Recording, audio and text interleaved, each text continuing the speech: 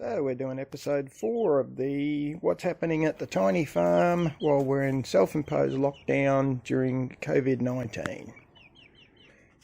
There's only one chicken there. The other one's gone off to get treated for a respiratory infection. No, it's not coronavirus. Alright folks, here we go, eh? G'day folks, Andy here from McDowell Manor.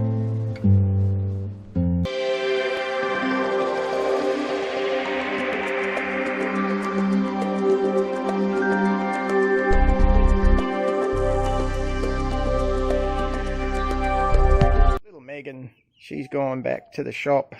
She's been treated with some antibiotic injection and an antibacterial spray in the face just to clear her nostrils up. She got a little respiratory infection. I'm hoping she gets better pretty quick. They seem pretty confident that chicks normally respond really well at this age. Still seem to be producing quite a few tromboncino zucchinis, which is great. That's a couple of zucchini and corn slices. You know, we're pretty much trying to not go to the shops now, so the zucchini that was my tromboncinos that I showed you last time. The only thing really I used is a bit of flour and a tin of corn kernels. Everything else come out of the patch, so, you know, for one can, that's not bad going, really. Of course, the recipe for that zucchini slice is in Tiny City Farming cookbook. Now, don't panic. You don't have to worry about me. I've got ample supplies of homemade booze still. So we've had a bit of a bee violence outbreak, which is going to cause me to split that front hive. Now, I'm not going to show you that because I've already got beehive splits. Luckily I had a spare hive that I'm going to use to reconstruct, so I'll show you at the end when we split that up. Chased Rosie inside. She was sitting here in this seat yakking on the phone. She's had to go inside. We're about to do the split. I got my mask on. It's going to be mayhem. Here we go. The dogs have been chased inside as well. Buggers have stuck that hive together hard. You can see all that brown stuff. They've put that there.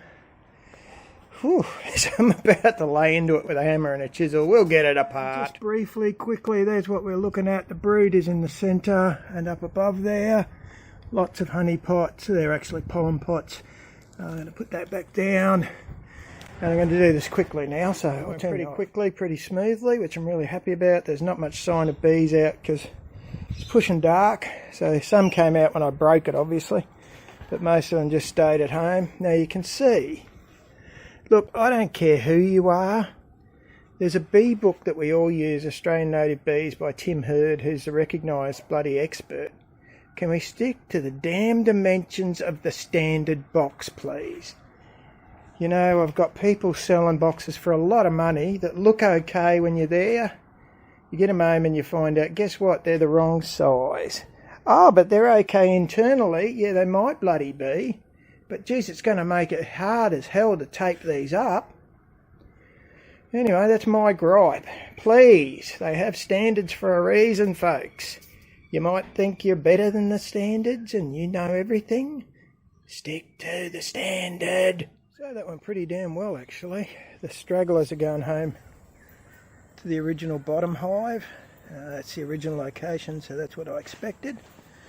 I'll rotate the position of those two boxes every couple of days, so from that one up is one hive. They'll go on the bottom every day, and I'll probably do that for at least a couple of weeks.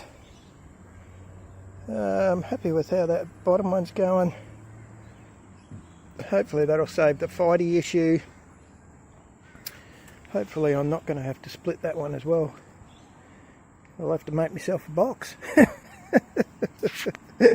Oh well. A couple of days later, I've been rotating those beehives once or twice a day, in fact.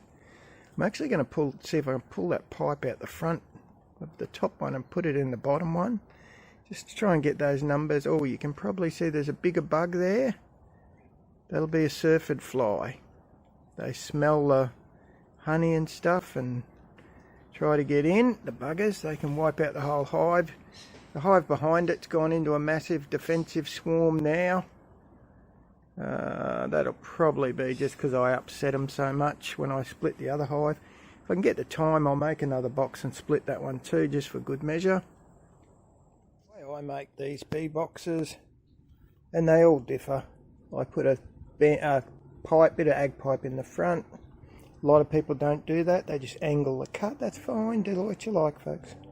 A lot of people put some drainage holes in the floor. I don't. I figure that provides an extra exposure.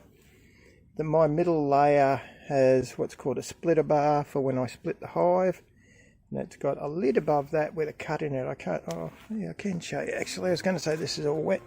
You can see a small cut. That provides a floor that they can actually put their honey pots on.